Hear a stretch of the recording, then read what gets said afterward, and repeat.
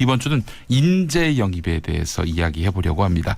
사실 뭐 당내의 실력자들이 인재 영입 위원장 이런 직함을 얻지 않습니까? 그렇죠. 뭐 홍준표 전 대표도 안철수 의원도 인재 영입 위원장을 맡기도 했었는데 공통점은 두 분 다 인재 영입에 실패했다는 점. 결과로는 그렇게 됐죠. 네, 그렇습니다. 뭐 곳곳을 다니면서 어떻게든 명망가 혹은 뭐 신망을 얻는 국민적 어떤 그런 명망이 있는 인사들을 끌어들이려고 애를 썼는데 다 실패를 했습니다. 제가 그때 보면서 좀 안타까웠는데 네. 인재 영입위원장이 아니라 인재 구걸위원장 같았어요. 구걸위원장 영입이 아니라. 네, 그때 기억나시겠습니다만은 홍준표 대표 같은 경우가 특히 더 그랬죠. 네.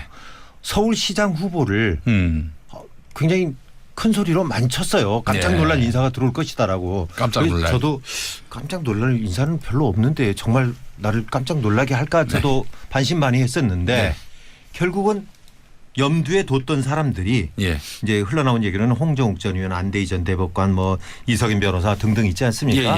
아무도 직접 제안하기도 전에 거명이 되자마자 언론에다가 나는 나갈 계획이 없다. 이렇게 발표를 먼저 해버리는 거예요. 유인태 의원님, 사실 인재 영입이 쉬울 것 같지는 않습니다. 특히 정치 안 해본 분들을 끌어오는 것이 그게 여간 쉬운 일이 아닌데요. 자, 홍준표, 안철수 그래도 대권 주자였는데 이분들이 남 있고 함께 정치합시다라고 했을 때 받을 수도 있는 사람이 좀 있지 않았을까 하는 생각이 드는데. 기본적으로 인재 영입 그리고 이제 우리 국민들이 이 정당에 대해서 요구하는 게 되게 두 가지가 있어요. 하나는 물갈이 좀 해라. 좋은 인재 좀 영입해라. 그게 일종의 물갈이에요. 인재 영입하려고 그러면 기존에 있던 사람 빼내야 그 인재 영입한 사람 자리를 만들어줄 거 아니겠어요. 그러면서 또 하나는 당내 민주화를 해라. 상향식 공천을 해라. 이 두 요구가 서로 완전히 상충되는 요구예요. 어떻게 당내 민주화를 하면서 인재 영입을 합니까? 그럼 당내 민주화 상향식 공천하려면 밖에서 신인 데려다가 있던 사람하고 경선해야 상향식 공천을 해야 되는데 그건 아주 상충되는 요구로 전에부터 제가 이 정치권에 들어와서 사실 저도 옛날 뭐 양김 시대 그 김대중 총재 밑에 있으면서 너무 그 총재 그 어떤 그 독단 이거에 대해서 꽤 저항을 하고 맨날 그래서 비주류 쪽에 이렇게 가깝고 뭐 이렇게 저번에 우리 김상현 의원 얘기할 때도 그 말씀을 드린 적이 있습니다만 그러니까 DJ나 YS는 자기 이름이 들어간 공천장을 가지면은 당선시킬 몇십 명 국회의원을 만들어낼 힘이 있었으니까 인재 영입이 됐다.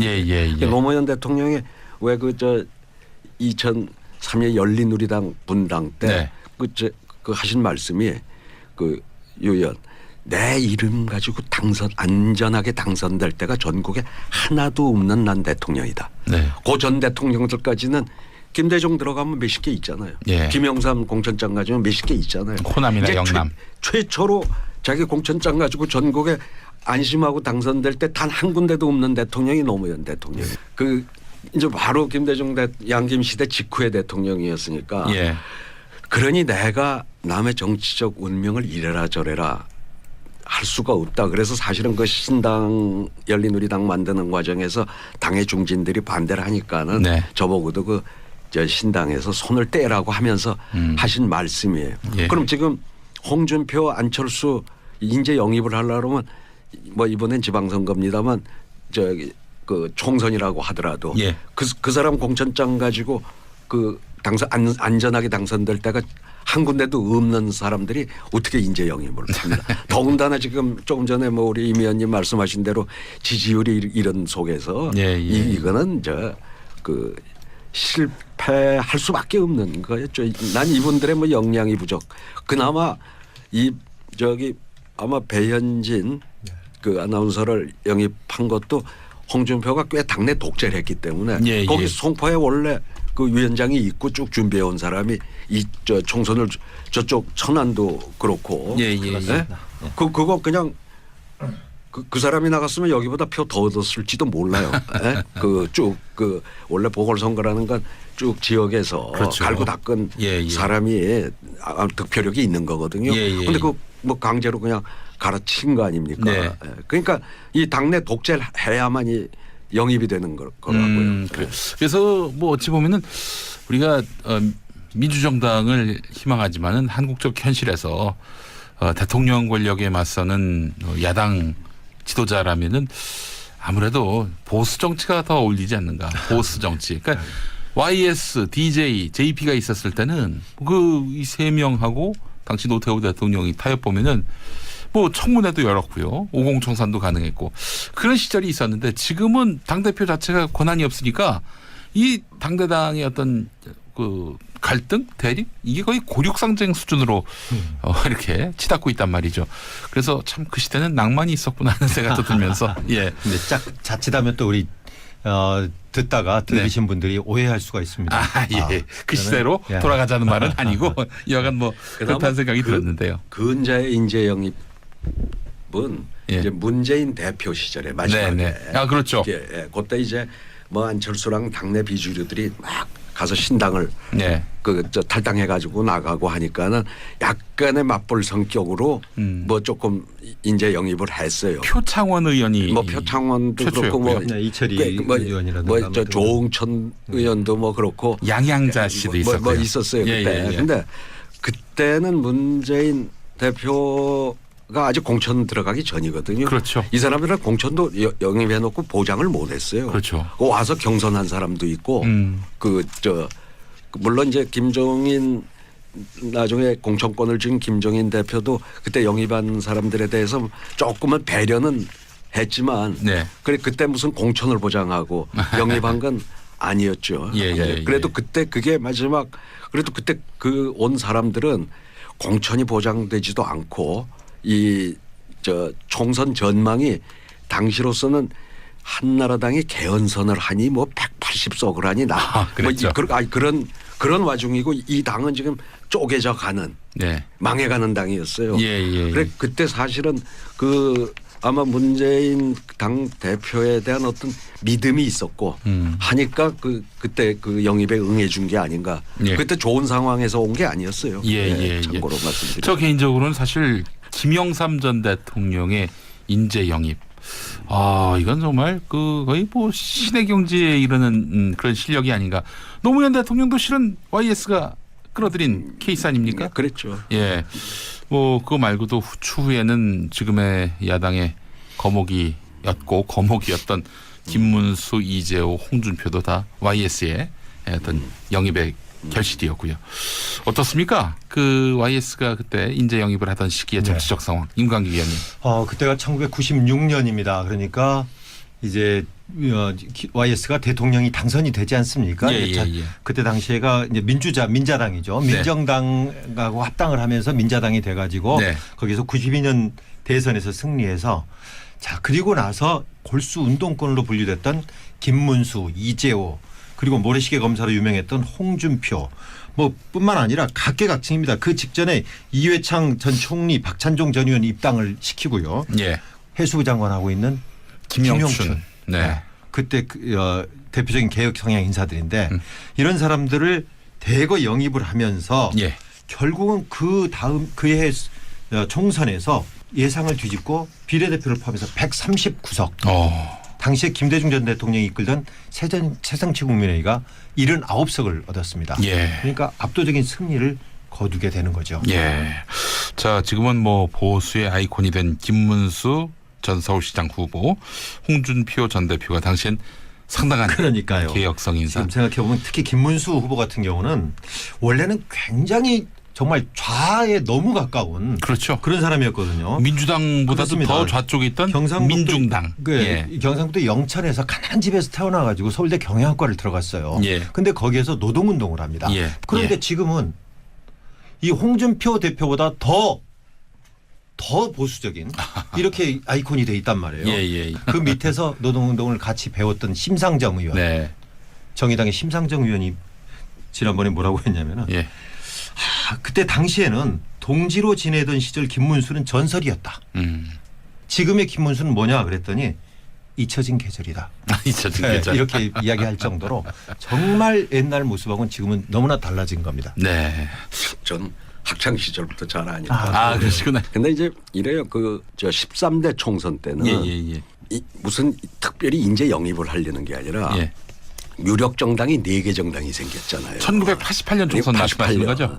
특히 이제 양김이 분열을 해가지고 당을 따로 하잖아. 사람을 못 구해 날렸어. 그러니까 뭐 그때 뭐 노무현 저 변호사를 그때 국민운동본부 개헌 추진 거기에 뭐 집행위원장 이렇게 했던 그 변호사니까 오히려 노무현 변호사가 그때 통일민주당을 가는 게 옳으냐 그러냐. 뭐 오히려 그 내부에서 그런 토론 끝에 뭐 그래도 당선 가능성이 거기가 가는 게 제일 좋다고 그래서 이제 통일민주당으로 갔던 거고 그때는 뭐 그때는 다 영입을 해야 될 판이었어요. 양김이 서로 이제 당을 따로 하다 보니까 거기다가 선거구가 그 전엔 한 지역에서 둘 뽑았잖아요. 그렇죠. 거기다가 뭐 유종의 자리가 또 뭐 있었잖아요. 도대체 지역구가 한 서너 배가 는 데다가 당이 둘로 쪼개지니까 한 7, 8개가 이 국회의원 후보 갈 자리가 그렇게 늘어나니까 그때는 사람을 못 구해 난리였던 게 13대 총선이었다는 말씀을 드리고 이제 그러고 나서 그때 이제 김대중 총재는 주로 그때야 뭐 이 이제 민주화가 86월 항쟁으로 그 민주화가 됐으니까 민주화 운동의 공로자들이 최고의 영입 1순위였죠. 근데 이제 대체적으로 제야 쪽은 조금 더 김대중 총재한테 다 그런 건 아니지만 기울어 있으니까 평민련을 갖다가 이제 평민당을 만들고 그러면서 14대 총선, 15대 총선 때까지도 이 민주화 운동을 했던 사람들을 갖다가 양김이 서로 영입을 하려고 좀 경쟁을 하는데 그때부터 이제 조금 기류가 이제 세월이 좀 지났잖아요. 87년으로부터. 그래 이제 2000년 16대 총선부터는 민주화 운동 진영보다는 무슨 전문가로서 아니면 뭐 방송 같은 데 나와서 이 좀 이렇게 상당히 대중성을 김한길 의원 같은 경우도 14대 공천 신청했다가 뭐 명함도 제대로 못 내밀었는데 그때 어느 저 TV에서 김한길과 사람들이라고 하는 뭐 이렇게 인터뷰 토크쇼 그게 그때 그렇게 정치 거물들이 다 부르면 나오고 그 원래 또 그 친구가 아주 그 토크에 입담이 보통이 아니에요. 그러니까 거기서 인기를 얻으니까 영입돼 와서 처음에 아마 비례대표로 영입돼 왔을 거예요. 이제 그 친구야 아버지는 뭐 통일사회당 뭐 하셨지만은 이 친구는 뭐 그런 민주화 운동의 경력은 없어요. 그러니까 그런 식으로 정동영 거기도 뭐 우리 민청학년 사건에 이제 뭐 이 연루는 됐지만은 뭐 잠깐 저 유치장에 좀 갔다가 이제 나온 정도고 뭐 앵커로서 하여간 이제 상당한 인기를 얻고 소설가 김홍신 씨도 뭐 그거는 이제 우리 그쪽이 아니라 우리 꼬마 민주당. 그렇습니까?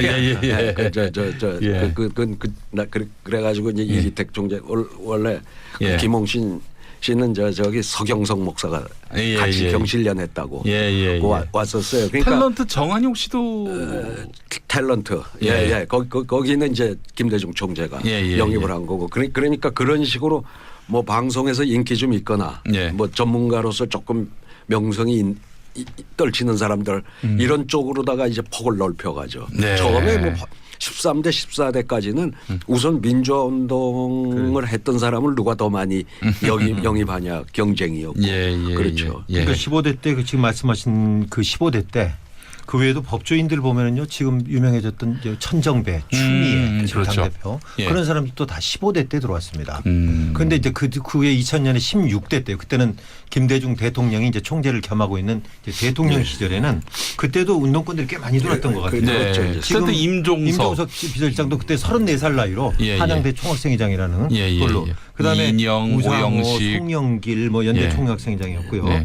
오영식, 이인영 이런 사람들도 그때 많이 들어왔고 근데 특히 15대 때 그때 있지 않습니까? 그때가 96년 때가 DJ가 이제 대선에 나설 걸 염두에 두고 DJ의 취약점들을 보완하는 대거 인재 영입에 들어갑니다. 아하. 우리가 DJ 그러면 항상 취약점이 뭐였냐면 색깔이 이상하다.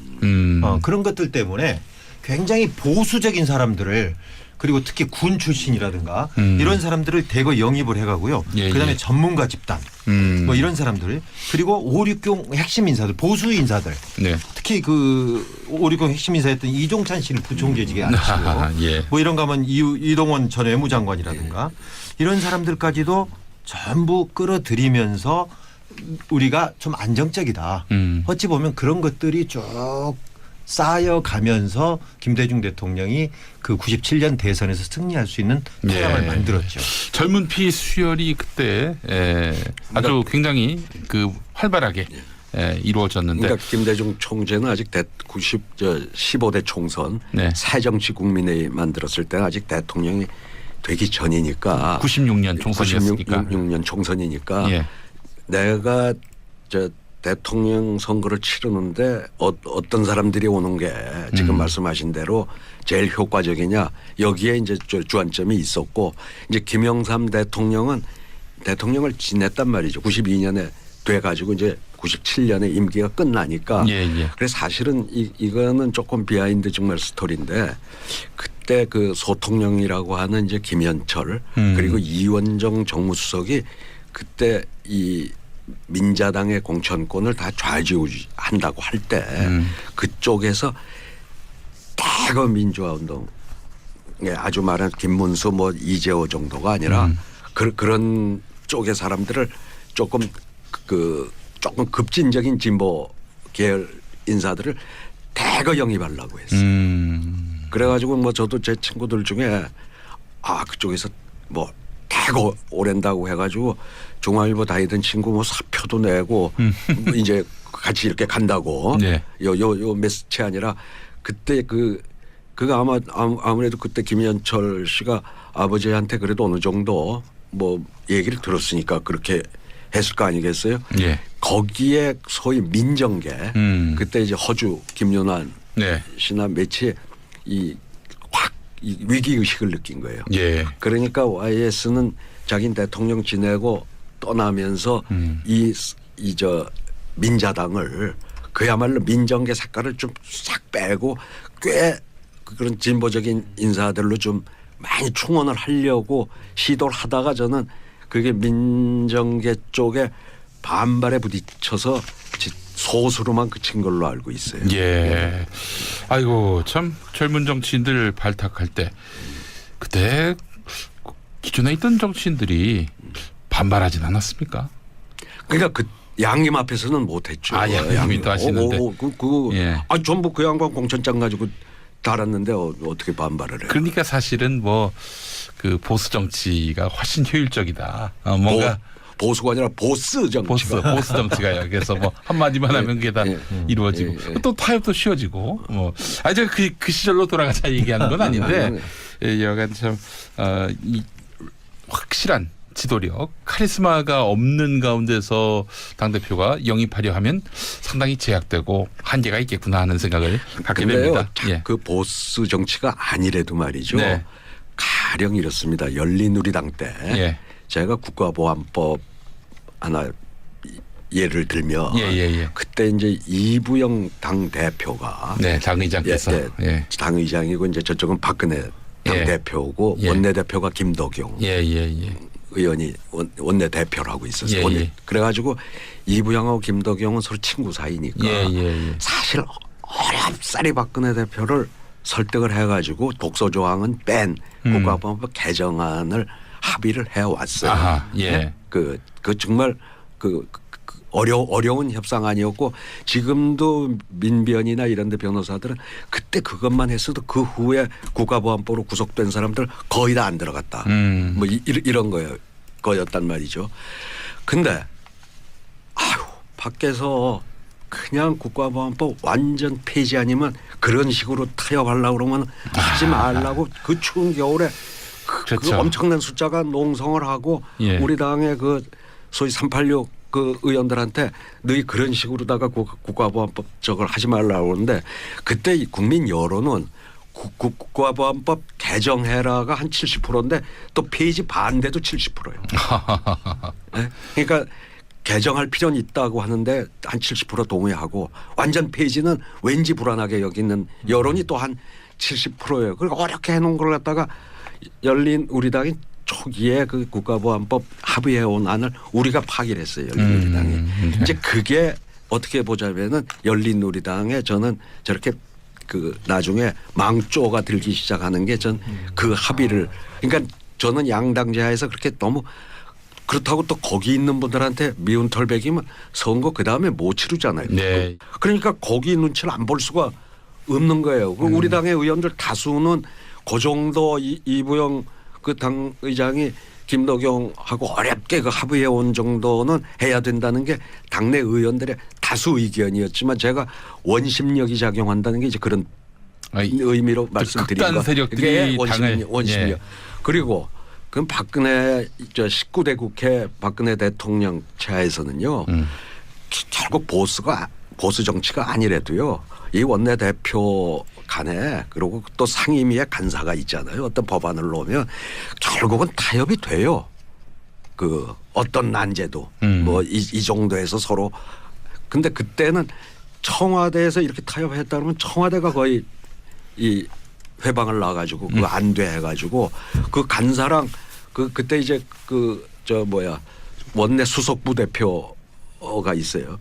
그 수석끼리 서로 이 정도 해가지고 이제 보고를 하면은 청와대에서 안 돼 해가지고 청와대 과도한 개입으로 국회가 그렇게 타협의 정치를 못한 건 19대 박근혜 시절이고 전 17대 때는 그 밖에 이 조금 더 왜 근본주의 비슷하게 좀 교조적인 입장에 있는 분들 그런 걸로 해서 그 우리가 결국은 그 정도 타협은 우리가 많이 얻은 거였거든요.